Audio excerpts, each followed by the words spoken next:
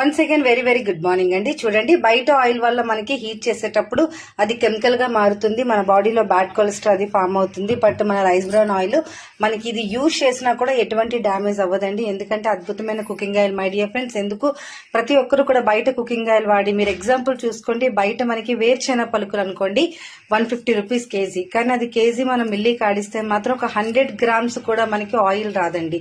మనకి బయట cooking oil ఎలా వస్తుంది అంటే డీజిల్ పెట్రోల్ తీసిగా మిగిలిన ఆయిల్ ని, క్రూడ్ ఆయిల్ ని కెమికల్లీ రిఫైండ్ చేసి ఈ రోజు మన ఇంటికి వంట నూనెగా ఇస్తున్నారండి.